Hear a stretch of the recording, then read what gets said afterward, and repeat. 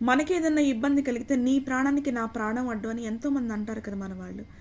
కానీ Indian army అట్లా కాదండి. మాటల్లో చెప్పరు, వాళ్ళు చేతల్లో చేసి చూపిస్తున్నారు. ఎక్కడో మనలాగా ఒక తల్లి కడుపున పుట్టిన బిడ్డలే కదా వాళ్ళు కూడా.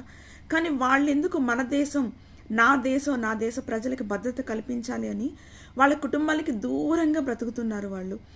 వాళ్ళకు ఉండదా మనలాగా తల్లిదండ్రులతో, తోబుట్టువులతో, భార్య బిడ్డలతో సంతోషంగా జీవితాన్ని గడపాలని ఉండదా? ఉన్నా సరే నా దేశమే నా కుటుంబం కంటే ఎక్కువ అని చెప్పి వాళ్ళందరినీ విడిచిపెట్టేసి బంధాలకి, బంధుత్వాలకి దూరంగా ఉంటూ మంచు తుఫాన్లైనా, ఎండైనా, వానైనా లెక్క చేయకుండా మన కోసం కాపలా కాస్తున్నారు, మన కోసం యుద్ధాలు చేస్తున్నారు, మన ప్రాణాలను కూడా త్యాగం చేస్తున్నారండి. నేను చనిపోతే నా తల్లిదండ్రుల పరిస్థితి ఏంటి, నా భార్య బిడ్డలు అనాథలు అయిపోతారు కదా అని వాళ్ళు ఆలోచించట్లేదు. మన భద్రత కోసమే ఆఖరి నిమిషం వరకు వాళ్ళు పోరాడుతూనే ఉన్నారు.